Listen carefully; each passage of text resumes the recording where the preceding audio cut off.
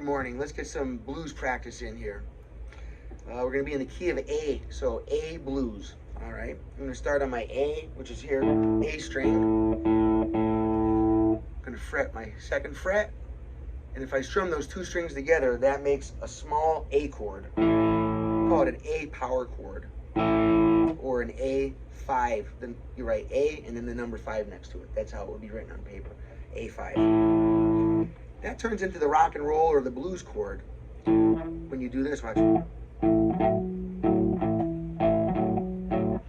way we count that to get that heartbeat, you know, rock and roll and rock and roll and compa and all these other music is a steady beat. 1 and 2 and 3 and 4, and the blues is different.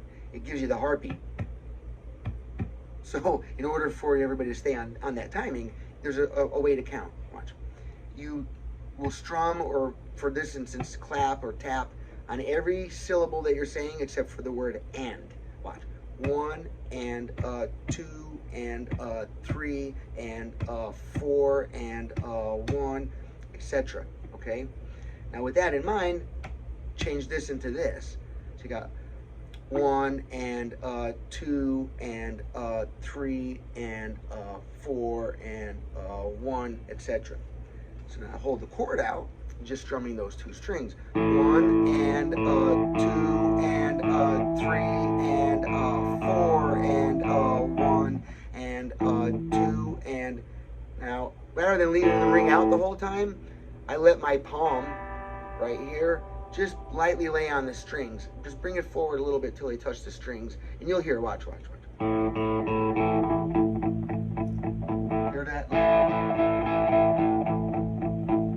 And it mutes it a little bit. This way it doesn't ring out the whole time. It makes it sound better for this instance, for this exercise. 1,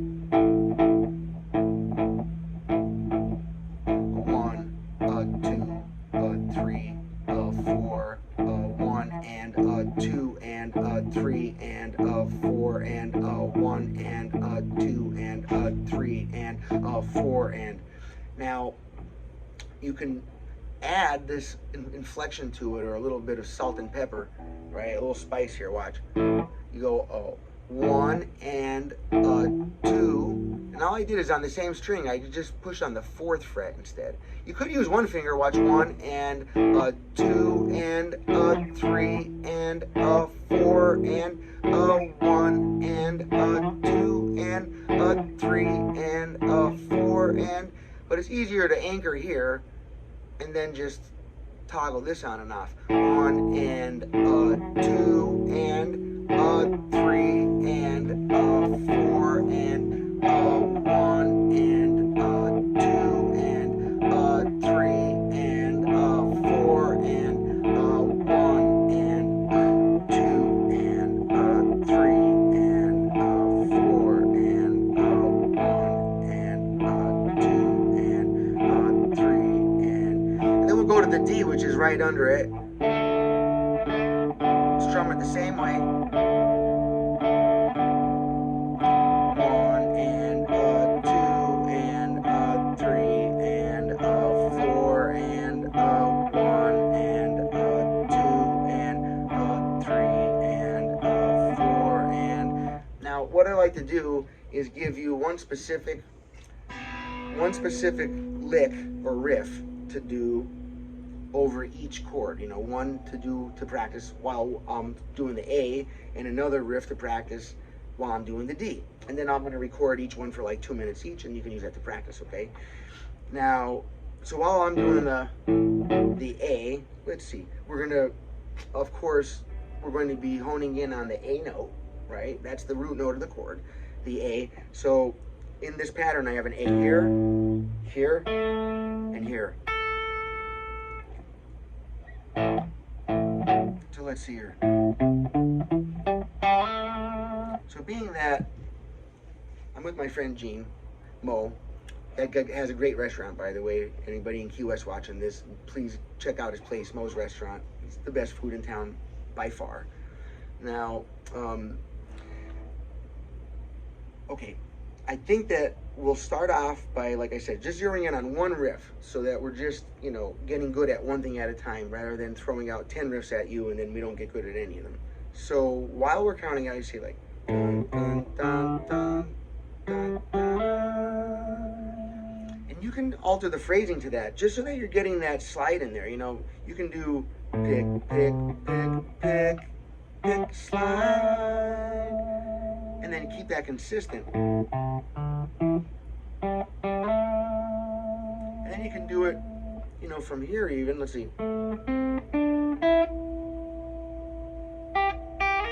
Oh. Same thing for this octave, watch. I'm just sliding the last one into the A note.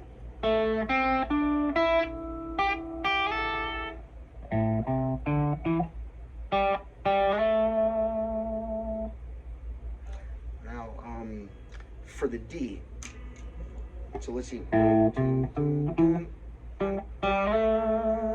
It'd be nice to come up with this very similar pattern, but just using the D as the reference, or the landmark, the target, right? So my D note is here. So I have an A here, an A here, right? A. I have two D notes available in this pattern, one here and one right here on my third string. So just like I walked from this A, I'm going to do the same move but go from D to D, okay? And I'm going to use the same thing, pick, pick, pick, pick, pick, slide, except going from D note. Oh, now you put a little vibrato on the end there. If you want to try that, I would say it's okay, a good time to start doing that. So you got pick, pick, pick, pick, pick, pick, slide. And that would be over your D, which is and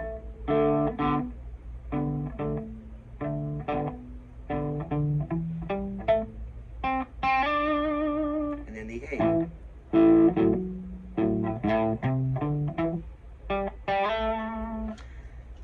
So at first you practice just the rhythm by itself. 1 and a 2 and a 3 and a 4 and a 1 and a 2 and a 3 and 4 and a 1 and a 2 and a 3 and a 4 and a 1 and a 2 and a 3 and a 4 and a 1 and a 2 and a 3 and a 4 and a 1 and a 2 and a 3 and a 4 and a 1 and a 2 and so you could use those licks as I'm going back and forth here between these chords. Then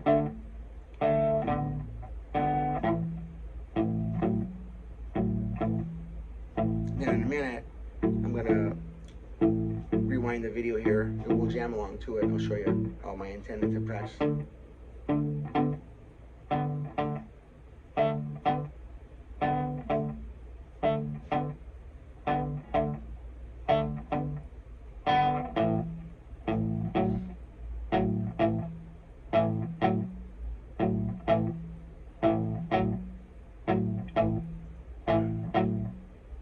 Why don't you hit this like button and subscribe if you haven't.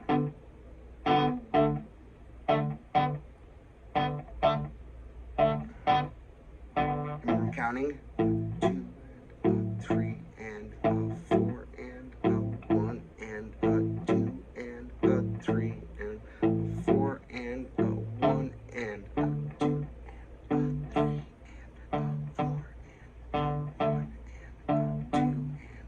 3 and 4 and 1 and 2 and 3 and 4 and 1 and 2 and 3 and 4 and 1 and 2 and 3 and 4 and I'm just going to go one more minute here because we have 2 minutes solid of practice on there.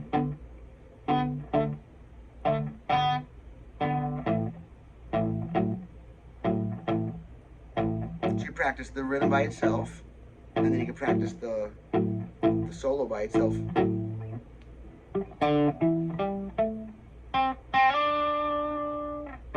And then when you get good, at each you can combine them. And that's how a lot of players will be doing it in a band if they're the only guitar player. Some bands have a lead player and a rhythm player. Some guitars, they're still set up like that. Mine, oh, I guess you can't see it here. It says rhythm and lead right on there. So, inferring that if you're playing the chords, you'd be on one setting, and if you're playing the notes, you'd be on another setting. Nowadays, that's totally artistic freedom with that. But that was the intent initially. Now, to show you how you would combine two, if you get to this point, you would start on the riff, you say.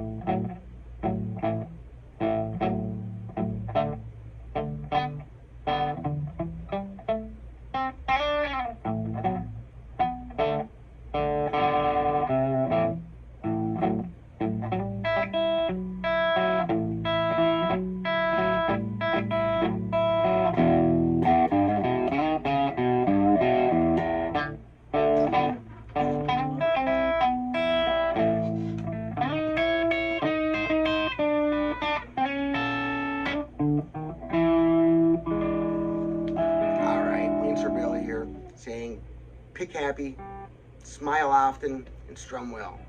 Oh yeah, and go practice, man.